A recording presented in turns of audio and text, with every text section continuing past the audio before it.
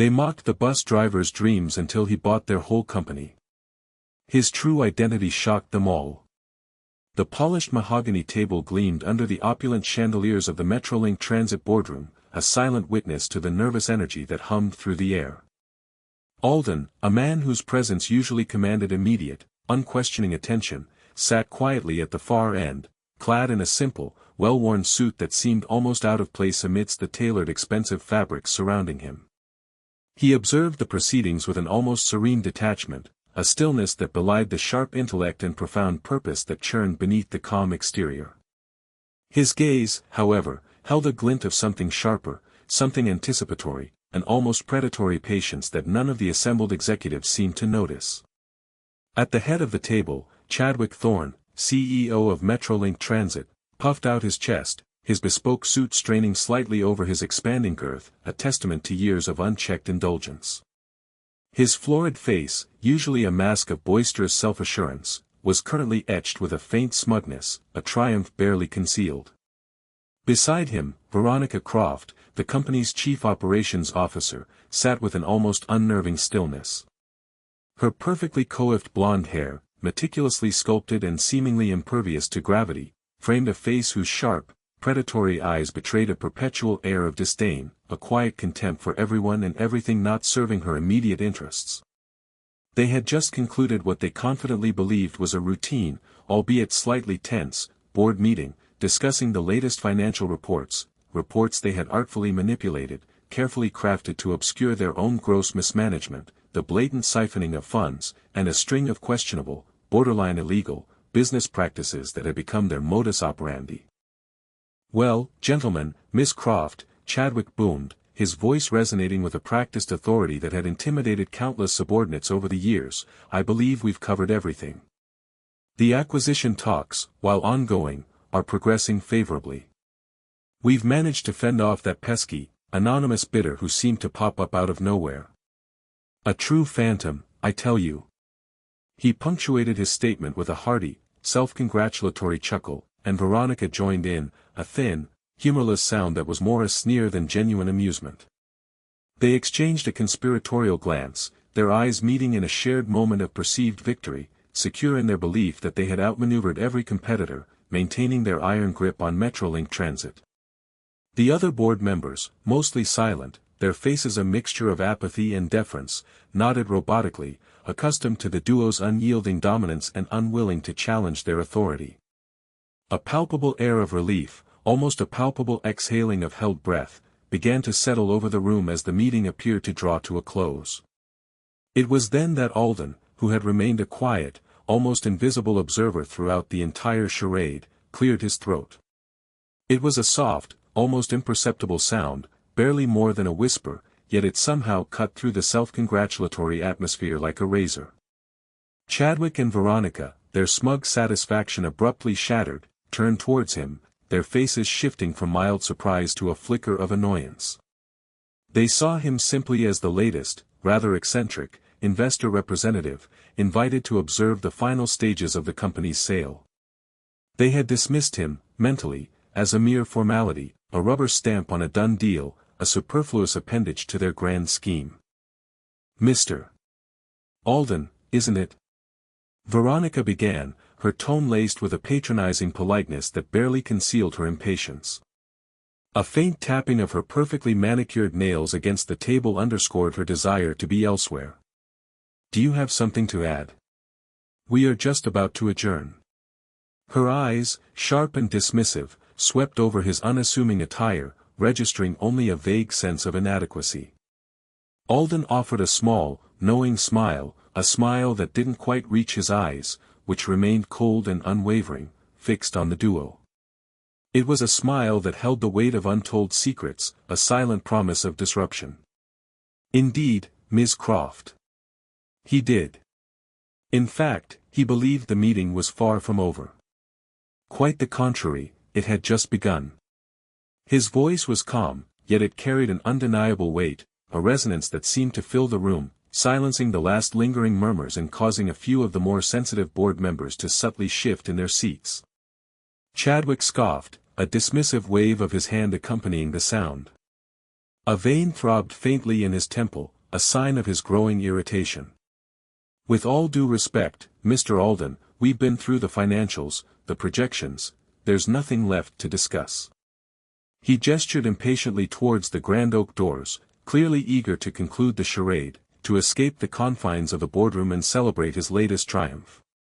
He considered Alden an amateur, an annoyance, someone who clearly didn't understand the true nature of their corporate jungle, the ruthless, predatory game they played. He believed himself to be an apex predator, a master of his domain, and Alden, at best, a timid gazelle, utterly out of his depth. Alden leaned forward slightly, his eyes now fixed directly on Chadwick, then on Veronica. A flicker of something akin to recognition, or perhaps dawning dread, crossed Veronica's carefully composed face, though she quickly masked it, her professional facade snapping back into place. A fleeting image, a faint shadow of a past interaction, brushed against the edges of her memory, but she dismissed it as impossible. Oh, he assured Mr. Thorne, there was much left to discuss, Alden continued, his voice dropping to a near whisper, yet it seemed to boom louder than Chadwick's earlier pronouncement, each syllable imbued with a quiet, undeniable power. Such as the fact that the pesky, anonymous bidder, you so casually dismissed, was him. A stunned silence fell over the room, thick and suffocating, like a heavy blanket. The other board members exchanged bewildered glances, confusion warring with a flicker of unease in their eyes. Chadwick's florid face contorted in a grotesque mixture of disbelief and outrage, his jaw slack. Veronica's carefully constructed composure began to crack, a tiny, almost imperceptible fissure appearing in her icy facade, revealing a hint of the vulnerability beneath. A tremor ran through her perfectly manicured hands, subtly resting on the polished table. You. Chadwick finally spluttered, a laugh, half contempt, half nervousness, escaping his lips. It was a sound devoid of genuine mirth. That's absurd. You're just an observer. A representative. You don't have the capital to acquire a company like Metrolink. This is some kind of sick joke, isn't it? His voice rose with each word, tinged with a desperate edge, a frantic attempt to reassert control over a situation rapidly spiraling beyond his grasp. He refused to entertain the possibility. His arrogance, built on years of unchallenged deceit and unchallenged power, would simply not allow it. The idea that this unassuming man could dismantle his empire was an affront to his very being.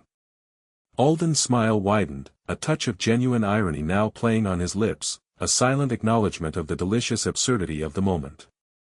Oh, he assured Mr. Thorne, this was no joke. Not for him, certainly not for the dedicated employees of Metrolink, and most definitely not for Mr. Thorne. You see, he paused, letting the full weight of his next words sink in, allowing the truth to settle like a death knell in the suddenly silent room. The game, as they say, was over. And you, Mr. Thorne, Miss Croft, had lost. The air in the room crackled with a palpable tension, a suffocating premonition of disaster. Chadwick's face was now a mask of purpling fury, his eyes bulging, his breath coming in ragged gasps. Veronica, however, had gone deathly pale, the tremor running through her hands now more pronounced. She, unlike Chadwick, possessed a sharper, more cynical mind, one that had an unfortunate habit of recognizing genuine threats, even when her ego fought furiously against it. A name, a face, a long-buried interaction from a distant past, suddenly clicked into place.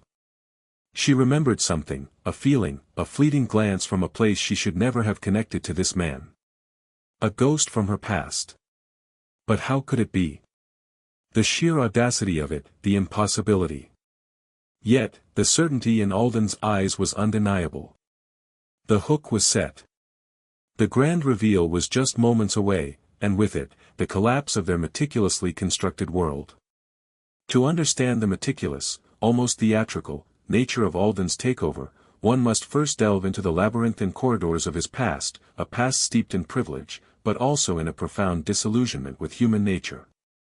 Alden Hayes was not merely a wealthy investor, he was, in fact, the enigmatic, reclusive founder of Hayes Innovations, a global tech conglomerate that had revolutionized logistics and transportation. His personal fortune was vast, almost incomprehensible, stretching into figures that most could only dream of. Yet, he lived a life of quiet anonymity, shunning the spotlight that typically accompanied such immense success, preferring the shadows where he could observe and plan without interference.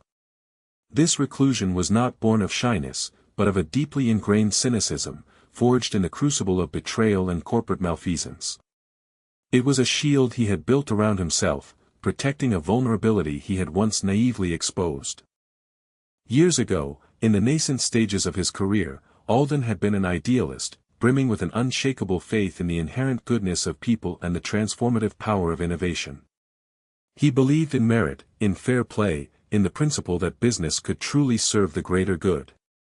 He had poured his heart and soul, and a significant portion of his inherited wealth, into a groundbreaking transit initiative he called Nexus Link, envisioning a public transportation system that was not only efficient and technologically advanced, but also equitable, affordable, and truly served the needs of the community, connecting diverse neighborhoods and fostering economic growth.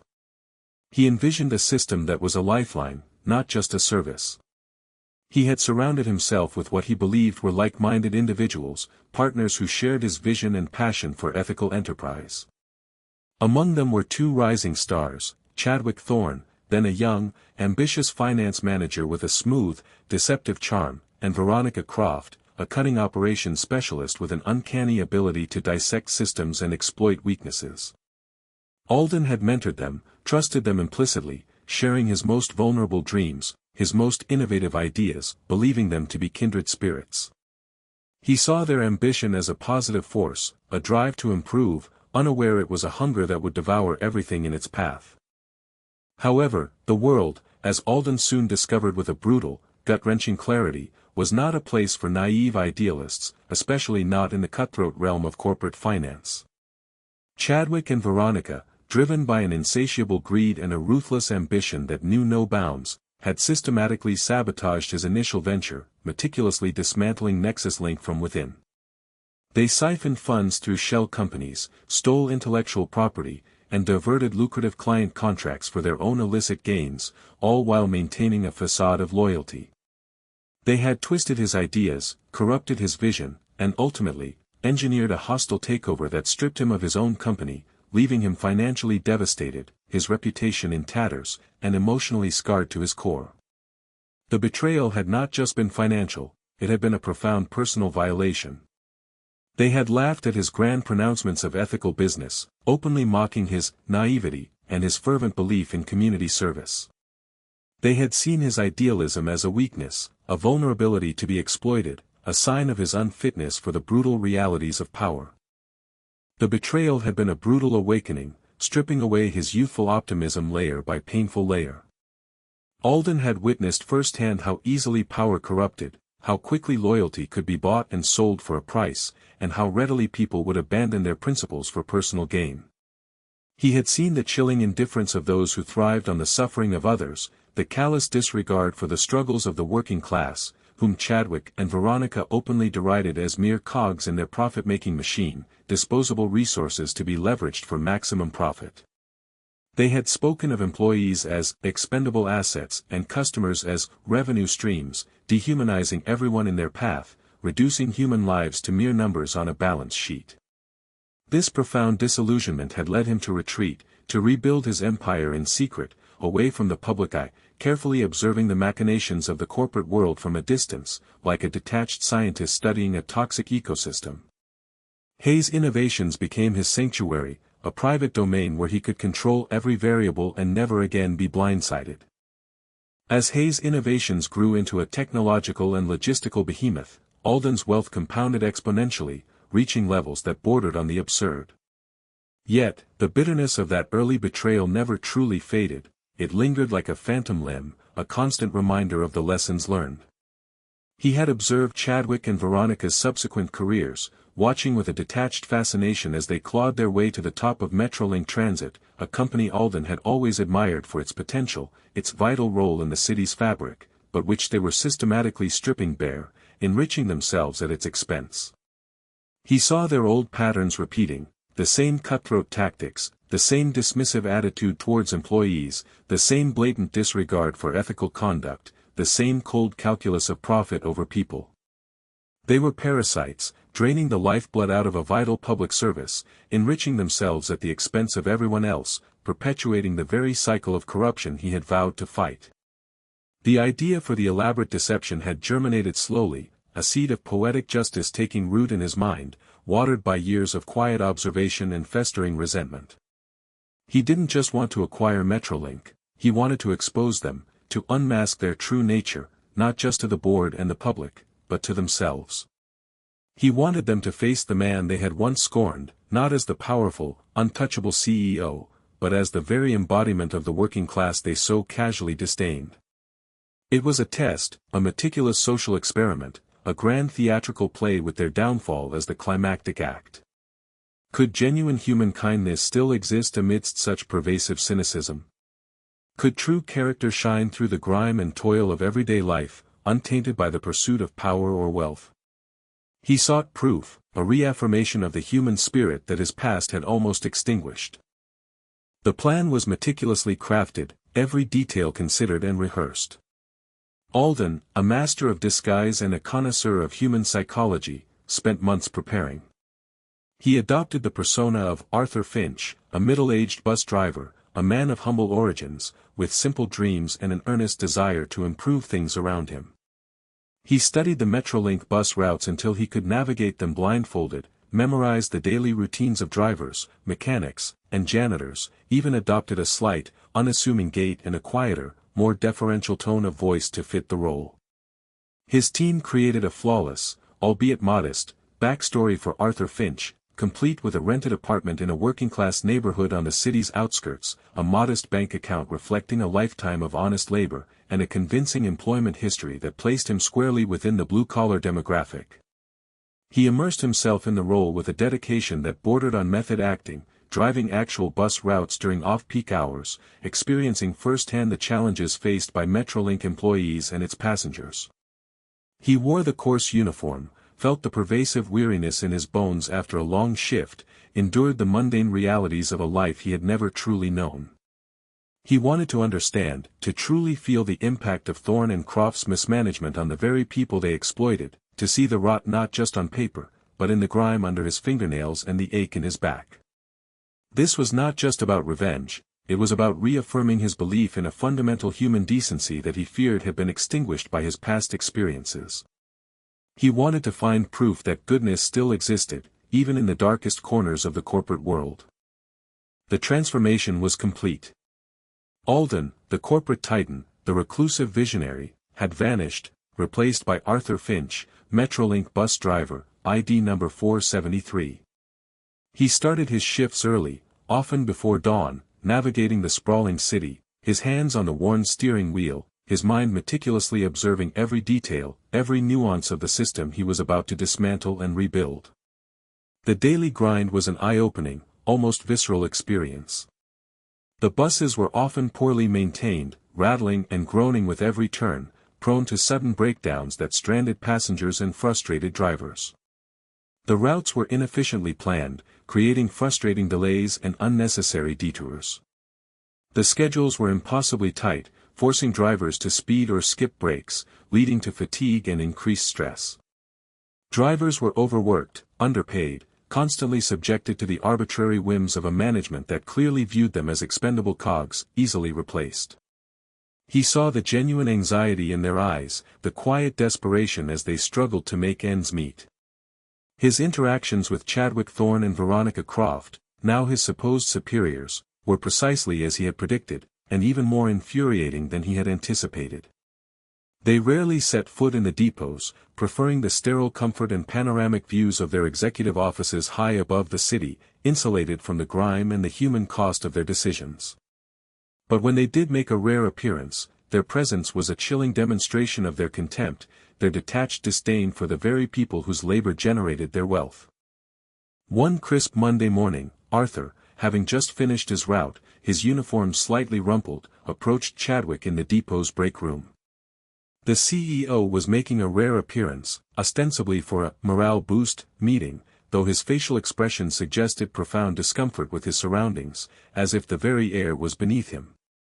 Arthur, ever the earnest problem solver, offered a suggestion he believed would genuinely improve efficiency and passenger comfort, a small adjustment that could have a significant impact. "Mr. Thorne," he began, his voice humble, yet firm with the conviction of first-hand experience. He had noticed that on the 32B route, especially during peak hours, if they could adjust the timing by just 5 minutes at the Elm Street stop, it would alleviate a significant bottleneck.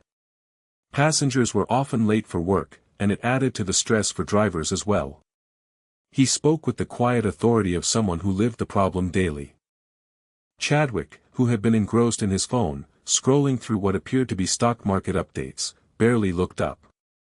He scoffed, a dismissive sound, his eyes darting over Arthur's simple, practical uniform with a disdainful glance. "Finch, isn't it?" "Look," he appreciated his initiative, he drawled, his tone dripping with sarcasm, his words laced with barely concealed condescension, but did he really think a bus driver, no offense, understood the complex algorithms of urban transit planning better than their highly paid consultants? His job was to drive the bus, not to redesign the system. He should stick to what he knew. He then turned to a junior manager standing nearby, rolling his eyes dramatically, before bursting into a forced, booming laugh that echoed far too loudly in the small break room. "Next, he'll be telling me how to run a multi-million-dollar corporation. Some people just don't know their place."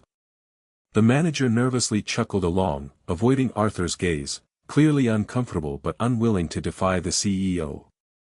The sting of the dismissal was not personal for Alden, it was a confirmation of their ingrained arrogance, a testament to their inability to see value beyond a person's perceived station in life, their blind spot for genuine, ground-level insight.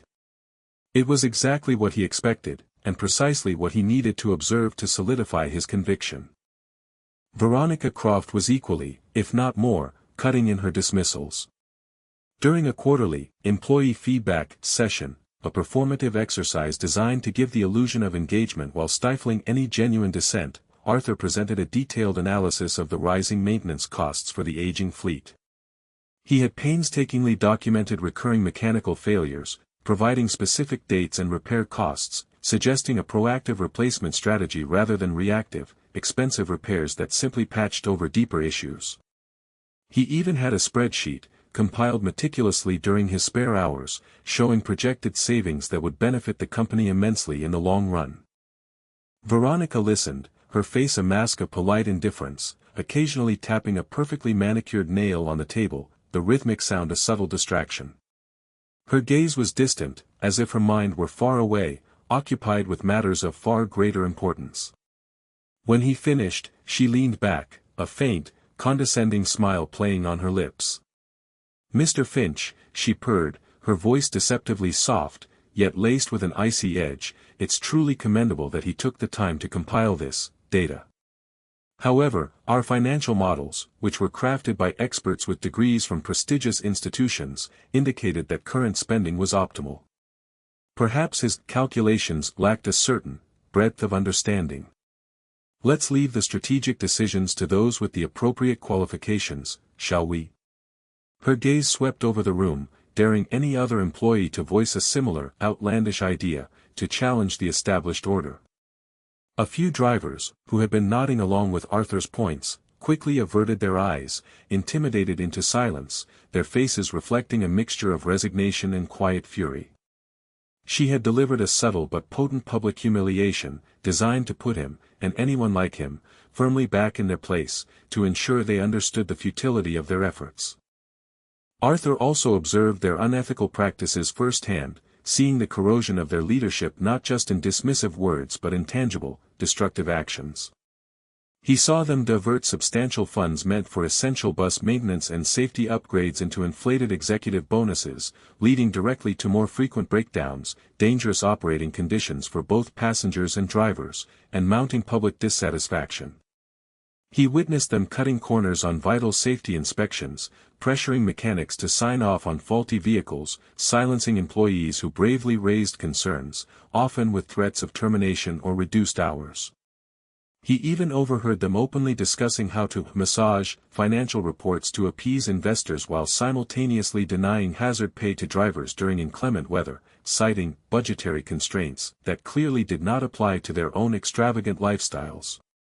He observed Chadwick berate a cleaner for accidentally spilling a mop bucket in the depot, threatening to dock her pay for damaging company property, while Veronica dismissed a long-term driver's heartfelt request for medical leave with a cold, unfeeling. His health was his concern, not the company's. They had schedules to meet. Their profound disregard for human dignity was a daily spectacle, a constant reinforcement of Alden's conviction that they were utterly devoid of empathy, their souls calcified by greed. Amidst this relentless negativity, this constant barrage of dismissive scorn and blatant cruelty, Alden encountered Lena Petrova. Lena was a janitor at the Metrolink depot, a woman whose life was a testament to quiet resilience, unwavering kindness, and an enduring spirit. She was older, perhaps in her late 50s, her hands roughened by years of scrubbing, her face etched with the faint lines of hardship and worry, yet her eyes, a warm, deep brown, held a perpetual spark of gentle compassion. She moved with a weary grace, always sweeping, always cleaning, always ensuring the chaotic depot maintained some semblance of order, a quiet force of diligence against the encroaching grime. Arthur first met Lena in the break room, late one evening after a particularly draining shift, the air still thick with the lingering smell of stale coffee and industrial cleaner. He was trying, in vain, to fix a faulty coffee machine, frustrated by the lack of proper tools and the general state of disrepair in the depot, a microcosm of Metrolink's larger neglect. Lena, observing his struggle from across the room, approached him quietly, her movements soft and unhurried. "Having trouble there, Arthur?" she asked, her voice soft, with a faint, melodic Eastern European accent, devoid of judgment or sarcasm. She didn't mock or dismiss him. Instead, she produced a small, worn toolkit from her cleaning cart, tools she had clearly brought from home, well used and cherished, and offered them. "Sometimes, a little nudge is all it needs. Or the right wrench." Her simple act of helpfulness, her unspoken understanding of his frustration, immediately set her apart. They struck up a quiet friendship, built on shared moments of mundane struggle and quiet camaraderie. Lena, despite her own struggles, she supported her ailing mother back home and sent money to her family overseas, often working double shifts to make ends meet, never complained. She radiated a quiet strength, a dignity that was profoundly moving, a testament to her unshakable spirit. She would often share her meager lunch with Arthur, a simple sandwich or a piece of fruit, if she noticed he hadn't had time to eat, insisting with a gentle smile. She would listen patiently as he, in his Arthur persona, voiced his frustrations about the broken buses, the indifferent management, the struggles of his colleagues. She never scoffed at his dreams of operational improvements, even though they seemed impossibly distant in the face of such entrenched indifference. She simply listened, and nodded, and offered quiet encouragement. One rainy afternoon, as Arthur sat alone in the break room, dejected after another particularly scathing dressing down from Veronica, a public humiliation delivered with surgical precision, Lena found him. She simply sat beside him, offering a comforting silence that was more eloquent than any words. After a moment, she spoke, her voice barely above a whisper, filled with a quiet understanding. "It's hard, isn't it? To care so much when others, they just don't see it." She paused, then offered a wistful smile, her gaze drifting to the rain-streaked window. "You know, Arthur, I sometimes dream of having a small garden.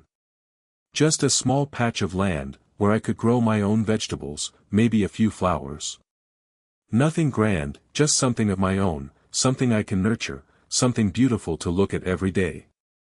She looked at her rough, calloused hands, then back at him, her eyes filled with a distant hope. "It's silly, perhaps, for a janitor to dream of gardens, but it keeps you going, doesn't it? Having something beautiful to work towards, even if it's just in your mind." Her words, so simple, so genuine, resonated deeply within Alden.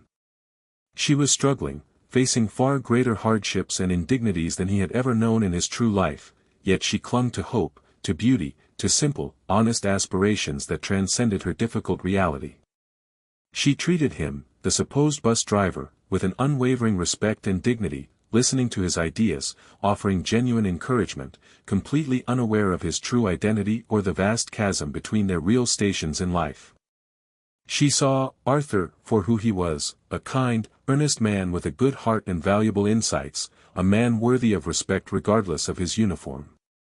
This stark, heartbreaking contrast between Lena's pure, resilient spirit and the antagonist's callous cruelty solidified Alden's resolve. This was not just about exposing the corrupt, it was about elevating the deserving. The test was conclusive. Chadwick and Veronica were rotten to the core, their humanity withered by greed. Lena, however, was a rare and precious gem, shining brightest in the grime of neglect, a living testament to the enduring power of human goodness. The boardroom was a crucible of anticipation, the air thick with the unspoken questions hanging over Chadwick Thorne and Veronica Croft's heads like a guillotine. Alden had delivered his bombshell, the quiet pronouncement of his identity as the anonymous bidder, and the silence that followed was deafening, broken only by the frantic whispers of the other bewildered board members. Chadwick's face was now a dangerous shade of crimson, mottled with disbelief and mounting fury, his eyes darting frantically between Alden and Veronica, a desperate search for an explanation, a way out of this impossible situation, a lifeline. Veronica, ever the pragmatist, the colder, more calculating mind, had regained a semblance of her composure, though her hands still trembled slightly beneath the table, betraying her internal turmoil. She stared at Alden, her gaze fixed, a chilling realization slowly dawning in her sharp eyes.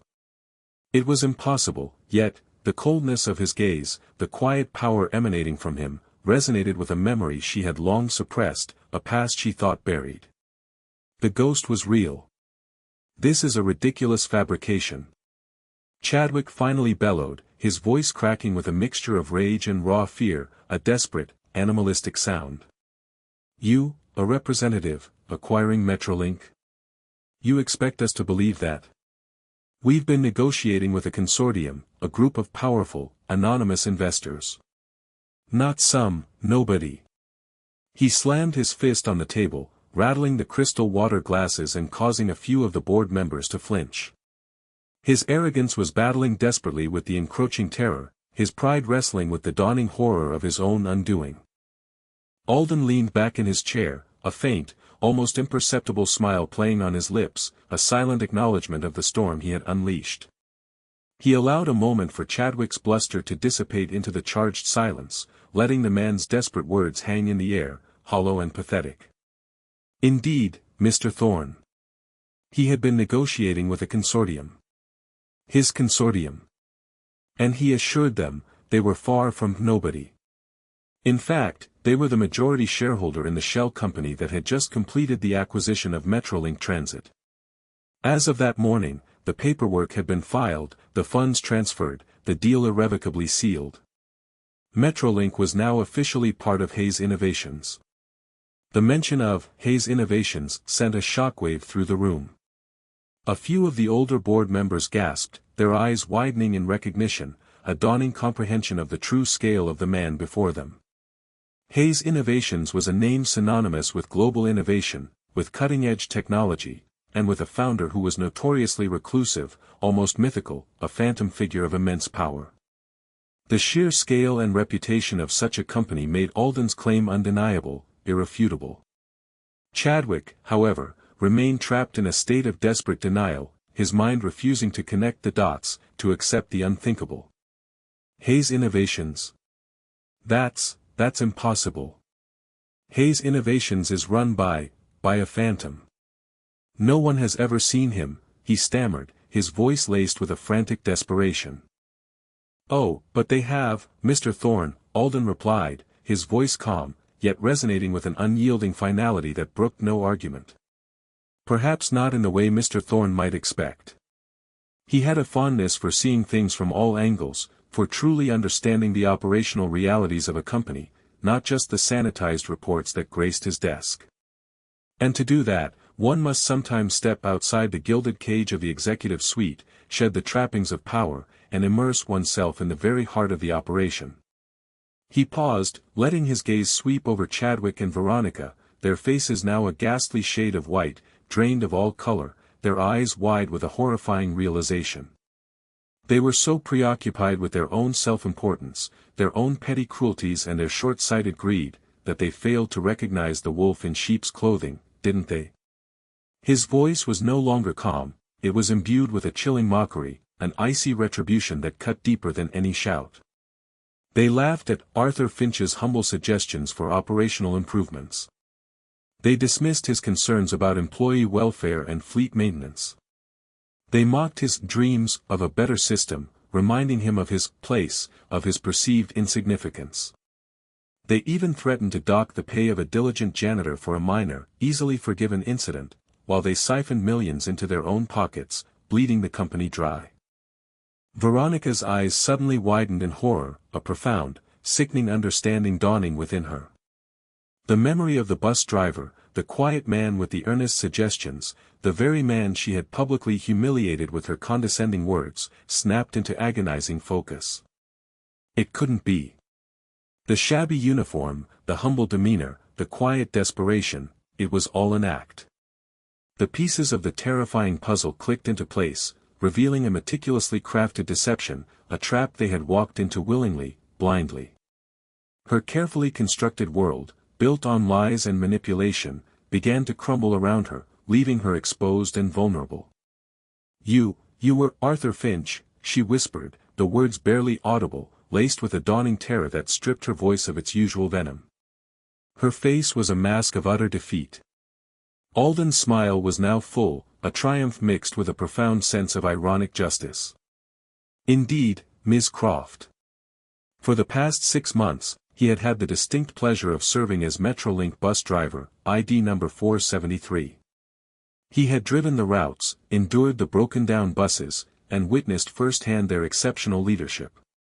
His tone was laced with bitter sarcasm, a mocking echo of their own past condescension, a delicious twist of the knife.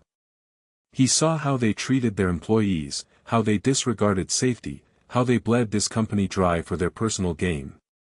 He saw the true colors of those who once betrayed his trust, those who mocked his aspirations, and those who believed themselves untouchable, above the law, above morality. Chadwick, finally grasping the horrifying, inescapable reality of their situation, slumped back in his chair, his face slack with disbelief, his grand empire collapsing before his eyes. His grand empire, built on deceit and exploitation, was crumbling before his eyes, not at the hands of a faceless corporation, but by the very man he had so contemptuously dismissed, so casually humiliated. The irony was exquisite, and utterly devastating. He, the master manipulator, had been manipulated. He, the apex predator, had been the prey. Alden rose slowly, his presence now dominating the room. The cheap, well-worn suit seemed to vanish, replaced by an aura of undeniable power and authority, a quiet force that filled every corner of the boardroom. He walked with deliberate steps to the head of the table, directly opposite Chadwick, who now looked like a deflated balloon, his earlier bluster evaporated into thin air. "Consider this a very personal acquisition, Mr. Thorne, Ms. Croft. A redemption, perhaps. Not just for Metrolink, but for every employee they had ever scorned, every suggestion they had ever dismissed, and every dream they had ever crushed." He then gestured towards the large oak doors of the boardroom, where the faint outlines of uniformed figures could be seen. "Security, escort Mr. Thorne and Ms. Croft from the premises. Their employment with Metrolink Transit is terminated, effective immediately. And inform the authorities that a full forensic audit of their financial dealings, both personal and corporate, will commence at dawn." He suspected they would have much to discuss with the district attorney, for a very long time. The security guards, 2 stern, imposing figures who had been waiting outside, entered promptly, their faces grim and unyielding. Chadwick let out a strangled cry, a pathetic protest, a desperate plea that died in his throat, but it was too late. His reign was over. Veronica, defeated, offered no resistance, her face utterly devoid of color, her eyes staring blankly into the abyss of her ruined career, the weight of her choices finally crushing her. The masks had fallen, and the true, ugly faces of corruption and greed were laid bare for all to see. Alden, the quiet observer, the unassuming bus driver, had become the judge, jury, and executioner, delivering a verdict that was both devastatingly precise and profoundly poetic.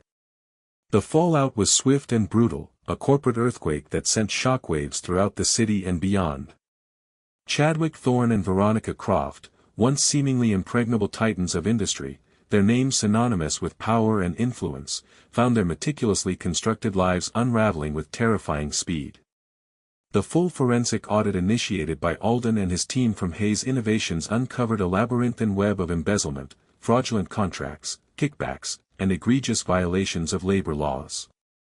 The scale of their corruption was breathtaking, far exceeding even Alden's initial estimates. Funds meant for essential bus maintenance, for employee healthcare, and for public safety initiatives had been systematically diverted into shell corporations registered in offshore tax havens. Employee pension funds had been gambled away on risky, speculative ventures, lining their own pockets, and safety protocols had been openly flouted to cut costs and maximize personal bonuses, putting countless lives at risk. Within days, news of their arrests dominated the headlines, splashed across every newspaper and news channel. Mugshots of a disheveled Chadwick, his face puffy and bewildered, and a pale, defiant Veronica, her eyes still holding a spark of cold fury despite her defeat, replaced their usual polished corporate portraits. The public, once oblivious to the true nature of their management, reacted with a mixture of outrage and morbid fascination. Protests erupted outside Metrolink headquarters, fueled by revelations of their callous disregard for public safety and employee welfare. Their assets were frozen, their lavish homes, sprawling mansions in exclusive neighborhoods, luxury cars, private jets, were seized, and their carefully curated reputations were utterly destroyed, replaced by public scorn. They faced a litany of charges, from multiple counts of fraud and embezzlement to reckless endangerment and corporate malfeasance. The mockery they had so freely dispensed to others was now directed squarely at them, amplified by the relentless gaze of public scrutiny. They, who had so gleefully reminded others of their place, now found themselves in the lowest possible rung of society, stripped of everything they valued, power, wealth, and perceived prestige. Their fall was complete, a definitive and humiliating end to their reign of avarice. While the architects of Metrolink's misery faced their just deserts, the ripple effect of Alden's takeover extended to every corner of the company, and nowhere was it felt more profoundly than in the quiet, unassuming life of Lena Petrova. Lena, unaware of the corporate drama unfolding above her, had continued her daily routine, sweeping the depot floors, cleaning the break room, her quiet dignity untouched by the storm of corporate restructuring and public scandal. She was a constant, steady presence amidst the chaos. A few days after the arrests, a senior executive from Hayes Innovations, a woman with a kind smile and an air of quiet efficiency named Ms. Evelyn Reed, sought Lena out in the depot. Lena, accustomed to being overlooked or, at best, given new, impossible cleaning schedules, braced herself, expecting to be reprimanded for some perceived infraction or to be informed of new, heavier duties. Instead, Evelyn extended her hand warmly, her grip firm and respectful. "Ms. Petrova," Evelyn began, her voice respectful and gentle, "my name is Evelyn Reed. I'm here on behalf of Mr. Alden Hayes, the new owner of Metrolink Transit." Lena's brow furrowed in confusion. New owner? She had heard rumors, vague whispers circulating among the staff, but the daily grind rarely left time or energy for corporate gossip. "Yes, ma'am," she replied, her voice soft, her hands clutching her cleaning cart, a subtle gesture of defensiveness. "Mr. Hayes has been deeply impressed by your dedication, your unwavering work ethic, and your profound kindness," Evelyn continued, her gaze direct and sincere, holding Lena's gaze. "He observed you firsthand, your quiet strength, your compassion for your colleagues, and your genuine care for this company, even when others did not. He saw the true heart of Metrolink in you." Lena's eyes widened slightly, a flicker of bewildered surprise. Observed her? She had no idea what the woman was talking about. Who was this Mr. Hayes? As a token of his immense gratitude, Evelyn went on, her voice softening further, emphasizing the weight of her words, and as a testament to the values he wishes to instill in the new Metrolink, Mr. Hayes has authorized a substantial reward for you. Firstly, your salary will be immediately tripled, with full benefits and a generous pension plan, ensuring a secure future. Secondly, he has purchased a beautiful, small house for you, complete with a garden, in a quiet, safe neighborhood, fully paid for, in your name. It's exactly as you once described your dream. Evelyn watched Lena's reaction with gentle understanding. Lena's jaw dropped. The cleaning cloth she had been clutching slipped from her fingers, clattering to the floor with a soft thud.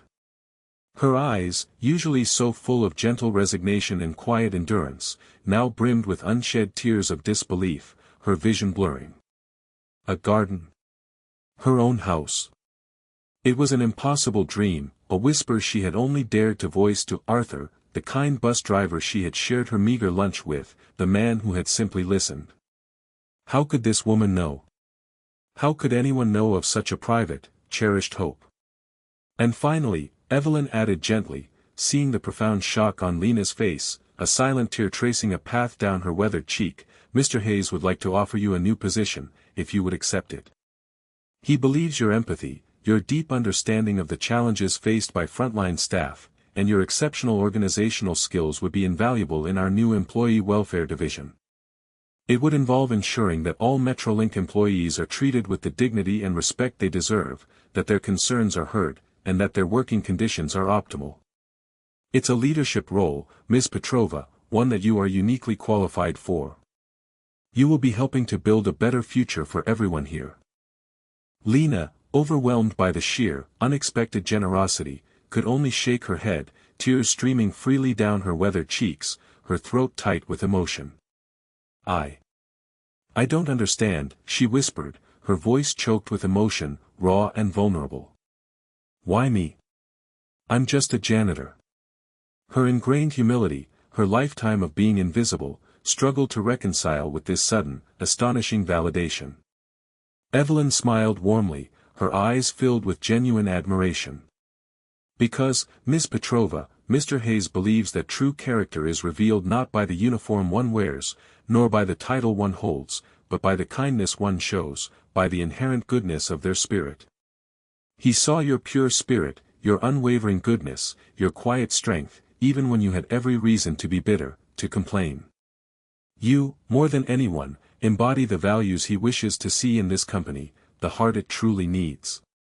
He says you are a reminder that some dreams, however small they may seem, are worth every sacrifice, and they deserve to be nurtured until they blossom. Lena stood there, a beacon of humility bathed in the light of unexpected fortune, the stark contrast between her quiet struggle and the overwhelming generosity almost too much to bear. She had offered simple kindness, a shared sandwich, a listening ear, a quiet moment of understanding, and in return, the universe had conspired to grant her every unspoken wish, to validate her very being. The scales of justice, so long unbalanced, had finally tipped, showering the deserving with blessings and meting out precise, unyielding punishment to those who had reveled in their cruelty. Months passed, and Metrolink Transit underwent a profound transformation, shedding its old, corrupt skin and emerging as a beacon of efficiency and ethical service. Under Alden's direct, hands-on leadership, a leadership that still occasionally saw him in a bus driver's uniform, albeit now without the disguise, simply to observe and connect with the pulse of the company began to thrive. The decrepit fleet of buses, once a source of constant breakdowns and passenger complaints, was systematically replaced with modern, environmentally friendly vehicles, gleaming and efficient. Routes were optimized based on real-world data and driver feedback, schedules adjusted to reflect actual traffic conditions, and employee benefits were dramatically improved, offering comprehensive healthcare, fair wages, and robust training programs. The morale of the drivers, mechanics, and support staff soared, as they finally felt valued, heard, and respected, no longer mere cogs in a profit-making machine. Metrolink, once a symbol of corporate neglect and public frustration, became a beacon of efficient, ethical public service, a testament to Alden's original vision for Nexus Link, finally brought to fruition. Alden, now openly at the helm, found a profound sense of peace in the revitalization of Metrolink. The bitter sting of past betrayal had finally receded, replaced by the quiet satisfaction of seeing justice served and a vital community service flourish, fulfilling the promise he had once held for public transportation. He often visited the depot, not just to inspect operations, but to chat with the employees, to hear their suggestions, and to ensure the new culture of respect and dignity was firmly embedded in every aspect of the company. He always made a point of stopping by Lena's office, a quiet moment of reflection on the profound impact she had made. Lena Petrova, now the respected head of employee welfare, blossomed in her new role. Her quiet empathy, once a personal virtue practiced in the shadows, was now a professional asset, a cornerstone of the new Metrolink. She listened to employee concerns with genuine care, advocated tirelessly for their well-being, and ensured that no one suffered the kind of indignity she had witnessed, and often endured, herself under the old regime. Her office, once a drab storage closet, was now a welcoming space, filled with the soft glow of a small desk lamp and the occasional scent of freshly brewed herbal tea she offered to anyone who came to her with a problem, a quiet sanctuary in the bustling depot. Her new home, the small house with the vibrant garden, was her sanctuary, her personal slice of heaven. She spent her evenings tending to her tomatoes, her herbs, and the riot of colorful flowers that bloomed in glorious defiance of the city's concrete, a living testament to her dream. It was her quiet dream made manifest, a tangible symbol of a kindness repaid beyond measure. She often reflected on the man she had known as Arthur Finch, the humble bus driver. The revelation of his true identity had been a shock she was still processing, the sheer scale of his deception both bewildering and inspiring, but it only deepened her respect for him. He hadn't just given her a house, he had given her a purpose, a voice, and the profound validation that her kindness, her simple human decency, had truly mattered. Alden, observing Lena's quiet joy and Chadwick and Veronica's public disgrace, understood the profound irony of it all. The world, in its often cruel indifference, had a curious way of balancing the scales. The antagonists, blinded by their greed and arrogance, had consistently failed to see the worth in those they deemed beneath them, those they exploited and dismissed. They had walked past genuine integrity, past invaluable insights, in their relentless pursuit of superficial gain, never realizing that the very insignificant people they scorned held the key to their undoing, the living proof of their moral bankruptcy. They had been so focused on acquiring power, they forgot about principle. The story of Alden, Chadwick, Veronica, and Lena serves as a poignant reminder that character is most brightly illuminated not in the dazzling light of success, but in the murky shadows of adversity, when all facades are stripped away. It underscores the universal truth that true wealth lies not in the accumulation of material possessions, but in the richness of one's spirit and the enduring impact of one's actions on others. For while deceit and cruelty may offer fleeting triumphs, a temporary ascent to power, it is kindness, dignity, and genuine empathy that ultimately pave the path to lasting fulfillment and, sometimes, to an astonishing, unexpected reward. In the grand theater of life, where masks are often worn and true intentions concealed, it is the quiet, unassuming acts of goodness that invariably shine through, proving that every act of decency, no matter how small, has an echo, and every act of malice, no matter how grand, has its reckoning. If this story of poetic justice and unexpected kindness resonated with you, you're in luck. Our channel is dedicated to bringing you more compelling narratives just like Alden's, where hidden truths are revealed, and character is tested in the most unexpected ways. Don't miss out on our next gripping tale. Make sure to subscribe to our channel right now and hit that notification bell so you're always the first to know when a new story drops. We'd love to hear your thoughts on this incredible journey. What was the most shocking part of Alden's reveal for you? Do you think Chadwick and Veronica got what they truly deserved? And what do you believe is the most important lesson Lena's story teaches us about kindness and resilience?